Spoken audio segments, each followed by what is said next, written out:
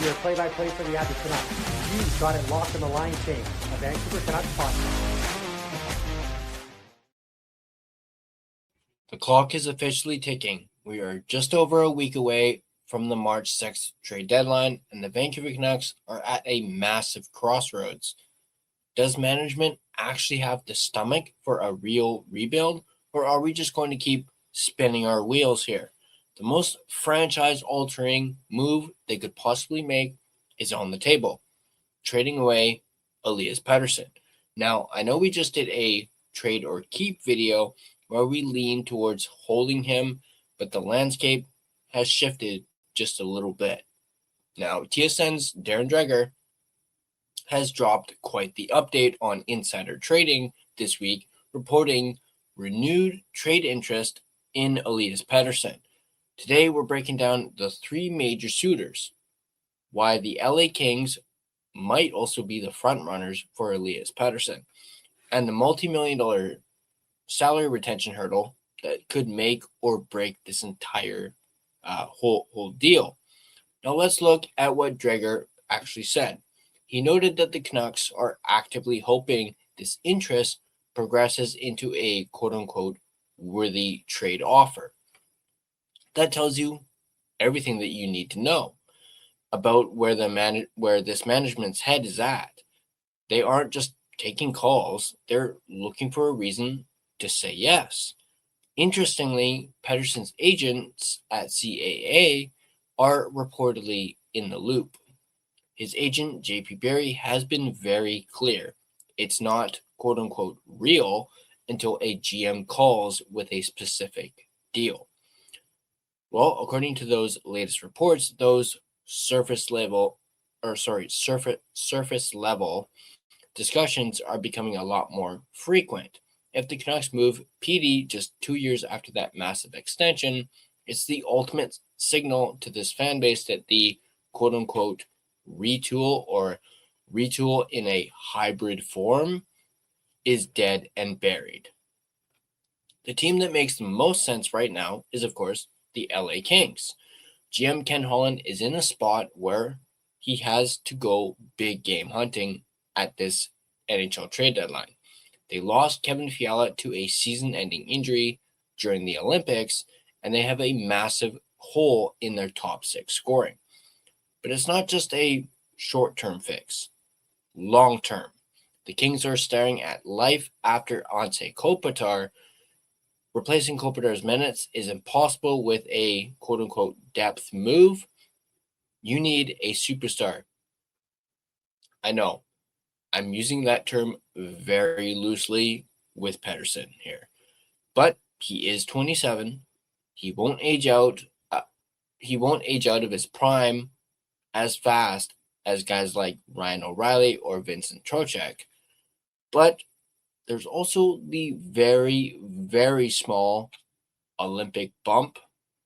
PD's 2-goal performance in the Olympics that reportedly really helped skyrocket LA's interest in Pettersson again. And don't forget the chemistry factor, PD and good old Andrei Kuzmenko. Man, I miss Kuzi. They've shown that they can be productive together. They were quite the duo here in Vancouver. Plus, the off-ice, when it comes to off-ice stuff, PD's wife, Caitlin, lived in LA for years. If there's one team he'd waive his no-trade clause for, it's very likely the LA Kings, and he has reportedly said that he's always wanted to play in LA. Then you have the Detroit Red Wings, specifically Steve Yzerman's Detroit Red Wings and their legendary track record with Swedish players. And Detroit finally has the assets to make this work. They need a true number one center to push them into that elite contender bracket. Of course, the team that just doesn't seem to want to go away, the Carolina Hurricanes. Now, we all remember they almost landed PD before he signed his mega deal with Vancouver. They reportedly offered a package around Marty Necas and Jesperi Kotkaniemi. At least back then anyway, even though they ended up pivoting to Mikko Rantanen, and well, we all know how that one ended. Nick Kyprios of Sportsnet reports that Carolina is still very much in the mix on Elias Pettersson. They know Petey is the type of player who could very well put their system over the top and be that last piece to the puzzle so they can get over the quote-unquote conference hump. Here's where it gets pretty complicated, though. Rick Dhaliwal reported that salary retention is the biggest sticking point. One team, perhaps LA or Detroit, I'd probably lean more towards Detroit in this part because salary is not an issue for LA. They have, of course, $15 million in cap space. So I'd lean more towards Detroit if it was Detroit actually telling Dolly. They told him that they need Vancouver to eat between $2.6 million and $3 million per year on his contract, meaning they need to retain that much per year. They want Pettersson's cap hit under $10 million. So, for a team starting a rebuild, this is actually a smart move. The cap is jumping from $95.5 million to $104 million next season. Vancouver has the retention spots. They're only using one right now, which is for Ilya Mikheyev, eating $3 million a year and that is a small price to pay if it means you get potentially an extra unprotected first round pick or a blue chip prospect like a Quentin Byfield. We've of course heard his name in these rumors surrounding Pettersson a lot, although I just don't see the Kings parting with Byfield or maybe even a Brandt Clark, although LA also might be hesitant to move him as well. Although LA knows you got to give to get. So who knows? Maybe that does get something. Either it ends up being a Byfield or a Brandt Clark. You have to use your cap space as a weapon. Now, in our last video, we talked about waiting until his bonus is paid out to make him easier to move, but the market is hot right now. If you wait until the summer, maybe LA finds another solution. Maybe Detroit spends their assets elsewhere. We're not even going to mention Carolina, as they'll likely always pick up the phone when it comes to Elias Pettersson.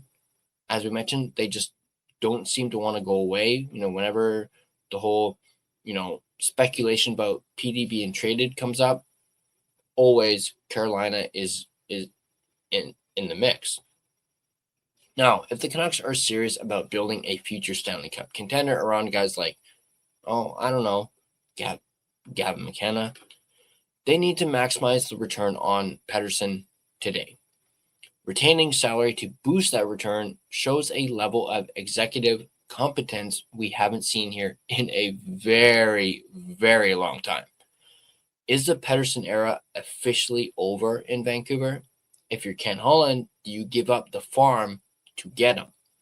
Let me know your trade proposals in the comments down below. I want to see what you guys think is a worthy offer for Elias Pettersson. Now, if you guys enjoyed this video, hit that like button and subscribe to The Line Change, and be sure to have your notifications turned on so you don't miss more in-depth analysis of your Vancouver Canucks.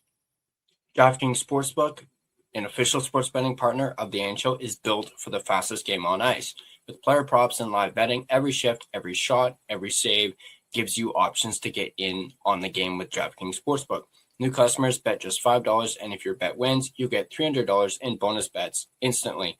Download the DraftKings Sportsbook app and use code THPN, that's code THPN, to turn $5 into $300 in bonus bets if your bet wins. In partnership with DraftKings, the crown is yours. Gambling problem? Call 1-800-GAMBLER. In New York, call 877-8-HOPE-NY or text HOPE-NY. In Connecticut, call 888-789-7777 or visit ccpg.org.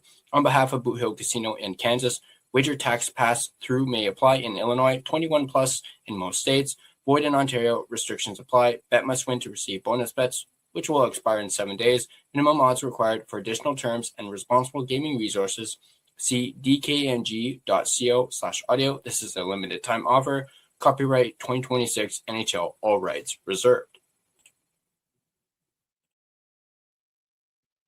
This video has been a presentation of both DraftKings Sportsbook as well as the Hockey Podcast Network. Be sure to check out the network for your favorite podcast covering your favorite team at thehockeypodcastnetwork.com, the home of hockey podcasts, where it's every team, everywhere. Once again, drop your comments down below. Let me know give me those trade proposals. Put them in the comments. Thanks for tuning in, and I'll catch you guys on the next line change.